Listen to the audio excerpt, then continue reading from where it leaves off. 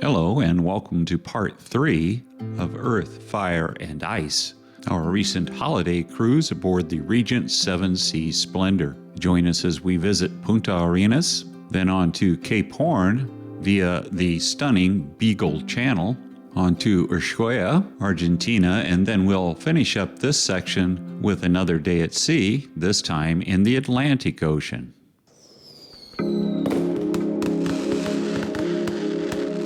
Happy New Year and welcome to Punta Arenas. Punta Arenas translates into something like Sandy Point in English.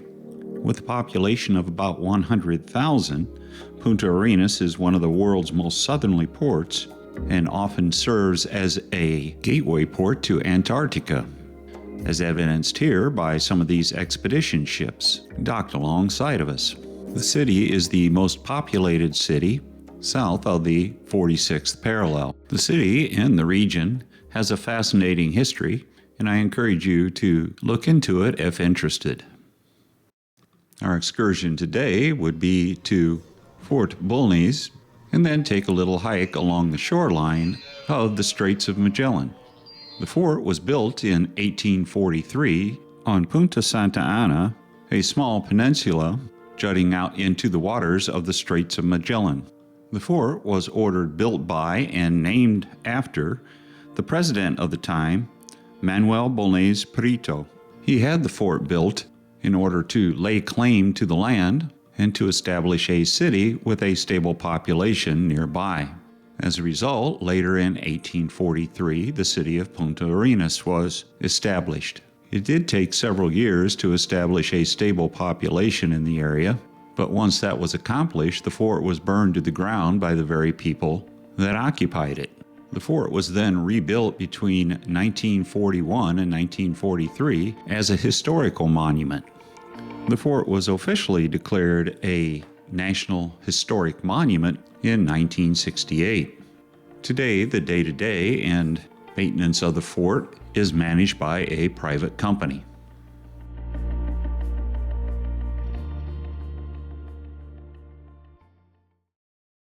Instead of hopping back on our bus, our tour guide took us for a little hike. And although it wasn't advertised as such, it was a pretty good hike over some very interesting terrain. So interesting that some of our group had to drop out, feeling that they could not make the entire hike. So at the first extraction point that the park attendants could get a jeep down to, we suddenly lost about a third of our group. But we hung in there, and this is what we saw.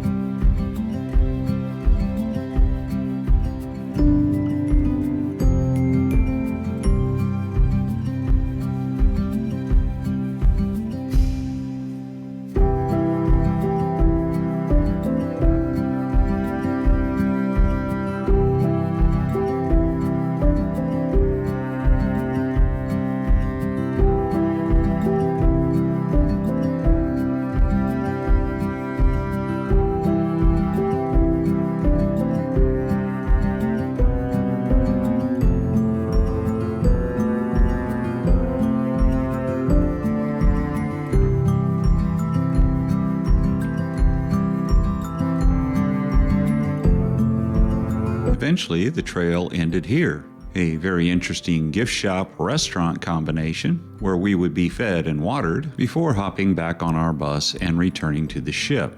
Now, if you look closely at this sign, you might note that our walk was only 2.07 kilometers. Did it feel like 2.07 kilometers? No, it felt like much more. But regardless, here we were, greeted by this area's idea of a Pisco sour, which wasn't very sour. In fact, it was cloyingly sweet and syrupy. We were also treated to the now obligatory empanada and other pastries. In addition to being a restaurant and gift shop, this very interesting building also served as sort of an information center on the local wildlife. After spending about an hour in base camp here, it was time to return to the Seven Seas Splendor, where for some reason it was strawberry daiquiri time, along with the very nice hot wings available at the pool grill. It was a fairly interesting sail away where tugs were attached to the ship and pulled us out away from the dock.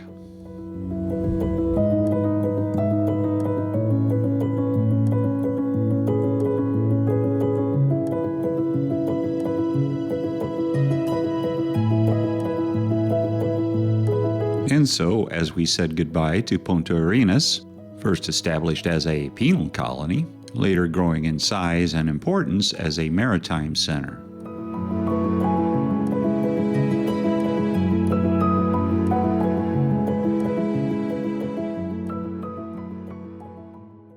Shortly after our return to the ship, it was time for dinner.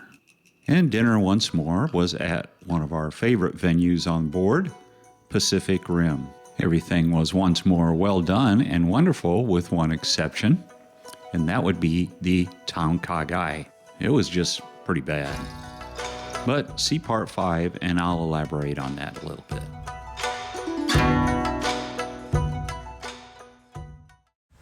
We had a full evening of activities, including a country set by the Splendor Band in the Meridian Lounge, and cruise director Drew doing a game show called Love and Marriage in the Constellation Theater. And since the sun doesn't go down at this latitude until 12:30 at night, we also had the Straits of Magellan to enjoy. Now, sometime during the night after we hit the sack, the ship made a turn to port, or left, into the Beagle Channel. The Beagle Channel is an east-west trending channel, about 150 miles in length. Is that it is so named after the ship, the HMS Beagle. The HMS Beagle was a mapping and charting ship exploring South America and famously carrying naturalist Charles Darwin on board for its second mission. The Beagle Channel also famously has a stretch of the channel called Glacier Alley.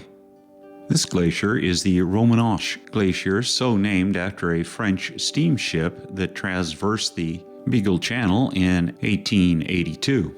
The other 4 glaciers are named in Spanish for the countries that aided in exploring this area of the world.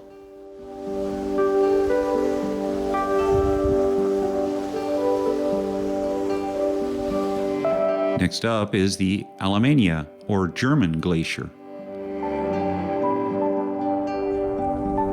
And next, as we continue our eastward journey, is the spectacular Francia, or French Glacier. We'll linger here for a while, as we are afforded several different aspects due to a slight bend in the Beagle Channel. What's hard to get a grasp on is the actual scale of these things. From a distance, this waterfall appears to be only a trickle, but zoom in closely and you'll see those full-size trees standing beside it, literally dwarfed by the rushing waters and the scale of the mountains.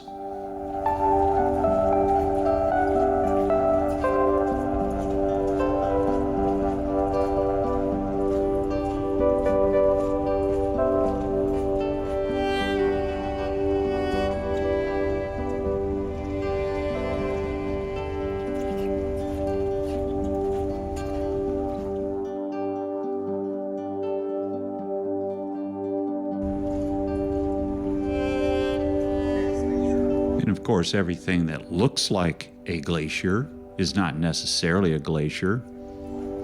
Here, I think we have a snow-capped mountain that looks like it's ready for a nice avalanche.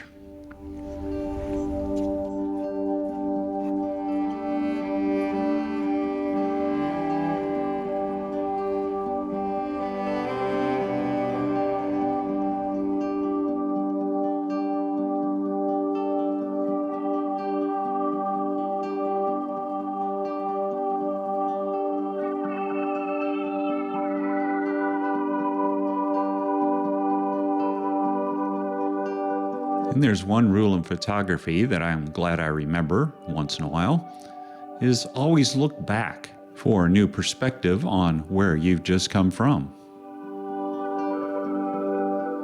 Next up is the Italia or Italian glacier. The beautiful interplay of the clouds against the mountains and the glacier was wonderful, hiding the top of the glacier but still adding to the majesty of the scene.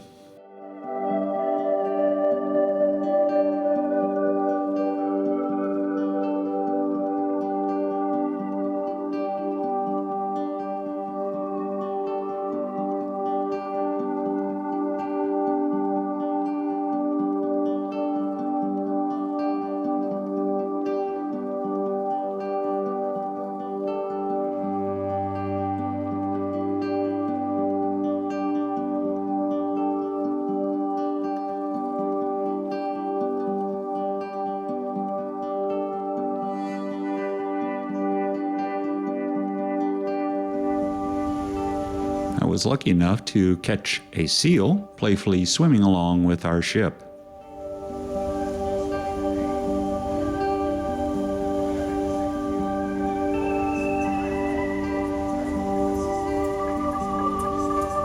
The last glacier on our list here is the Hollanda, or the Holland Glacier, as we continued our push into Tierra del Fuego, headed for our objective of Cape Horn.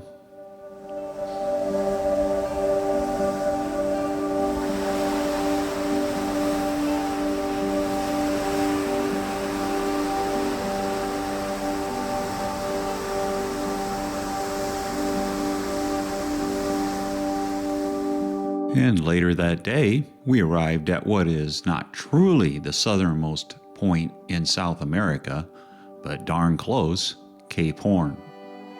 Located on the tiny island of Isla Hornos is the lighthouse, the residence for the lighthouse keeper and his family, a tiny chapel for them, a helipad, and a memorial to the more than 10,000 seamen who perished trying to navigate around Cape Horn.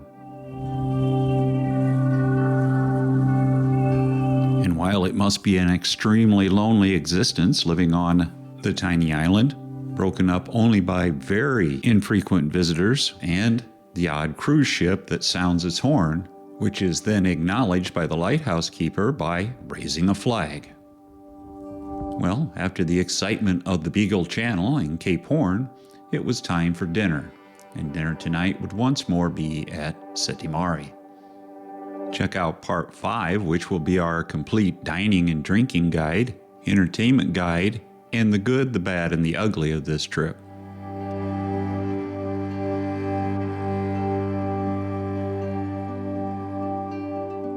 And later that evening, it was showtime once more with Alex Yost. And tonight his show was Buble to Broadway. And after the evening's entertainment, it was time to return to the cabin and prepare for our next day's port, Ushuaia, Argentina. Ushuaia is one of 3 cities that claims the title of southernmost city in the world. Those 3 cities are Punta Arenas, Chile, which is not even really close, Ushuaia, Argentina, and setting directly below Ushuaia is the clear winner, Puerto Williams, Chile. Our excursion today took us to Tierra del Fuego National Park. Tierra del Fuego, when translated, means land of fire. It was so named by one of the first Europeans to explore the area, Ferdinand Magellan, on his 1510 expedition to the area. He named it so because the natives of the archipelago, who had initially settled in the area in 8000 BC, traditionally built huge bonfires all along the coast to keep themselves warm. Magellan, seeing these many bonfires, dubbed the area the Land of Fire.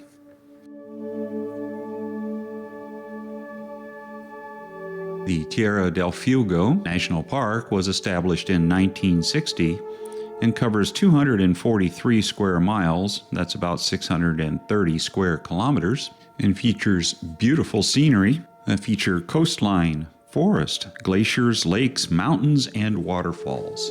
And while the trail system is extensive, we only had a little bit of time to get a taste of it. Scattered around the park are signs that contain information on how the early native population lived.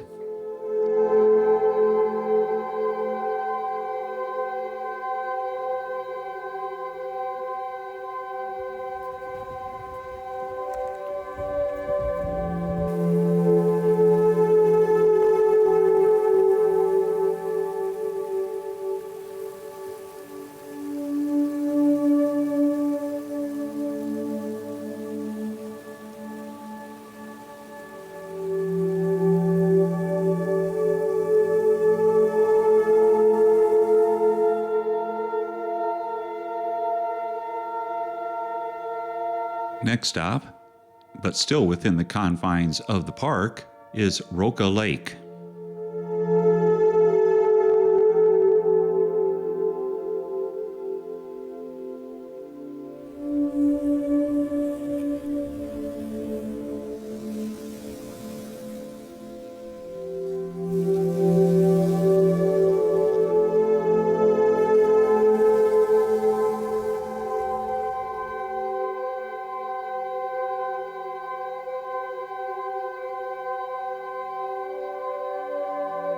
After looking out over the emerald green waters, rich with algae, it was time to hop back on our bus and relocate to the park's visitor center.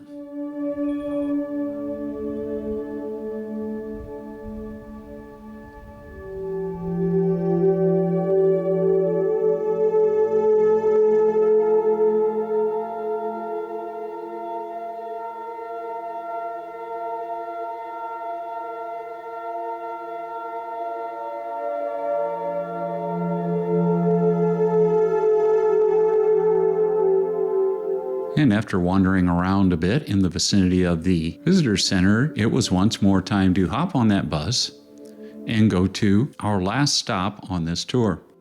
That last stop would be the post office at the end of the world. The post office is still inside the boundaries of the Tierra del Fuego National Park and sets over the waters of the Ensenada Cetrarigue Bay. Not wanting to brave the lines at the tiny post office, we decided to look around the park and the trailheads.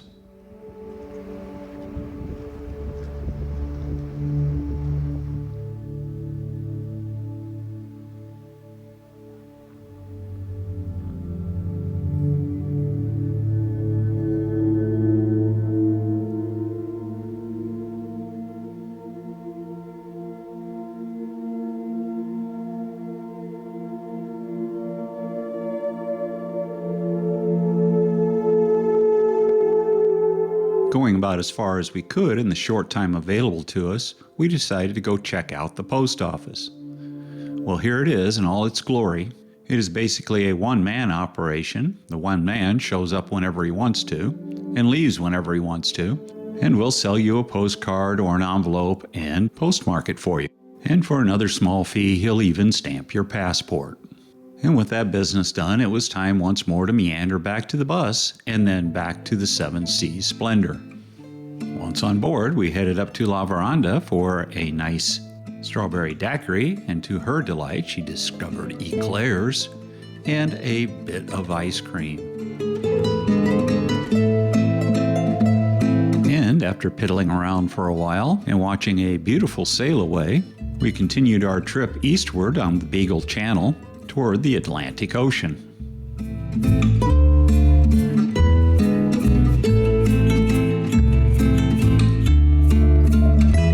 Soon enough, it was time to change for dinner, and dinner tonight would be again at Prime 7, Regent Steak and Chop House.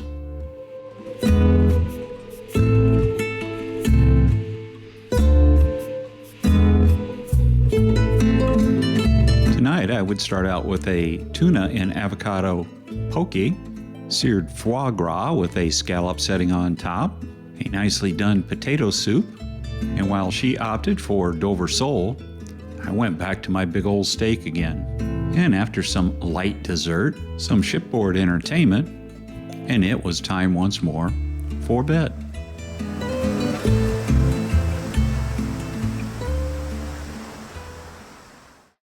The next morning would bring us to another day at sea, this time cruising the Atlantic Ocean.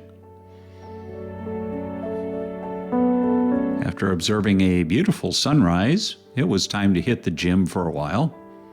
More about the gym and the ship tour coming up in part 5 of this series. But for now, here's a quick look at the gym.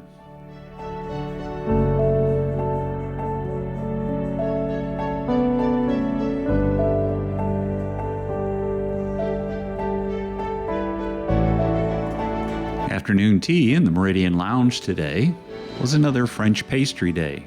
More on afternoon tea in part 5. But basically the cart comes around with cookies and finger sandwiches, whereas the really good stuff, everything from Napoleons to donuts, are on the buffet. And as always, there was light musical entertainment. Today it was the pianist from the Splendor band.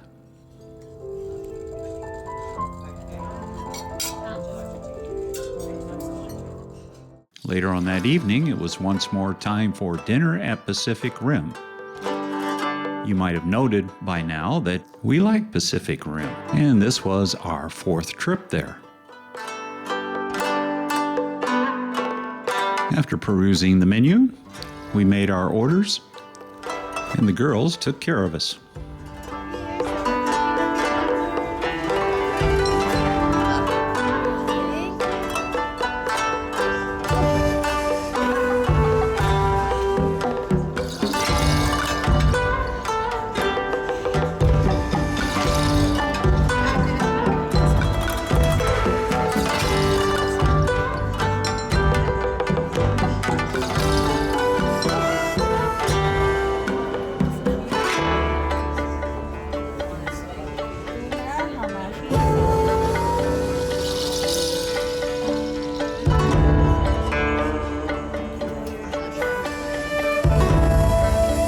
So tonight, after our appetizers of sashimi, it was lobster tempura and ribs. And for dessert, a Don Papa rum cake for me, and green tea and mango ice cream for her.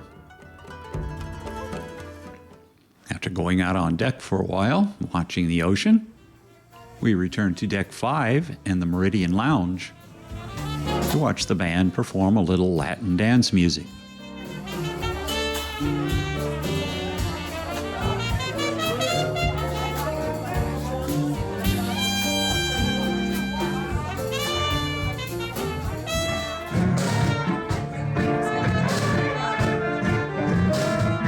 Thank you for watching part 3, and stay tuned for part 4.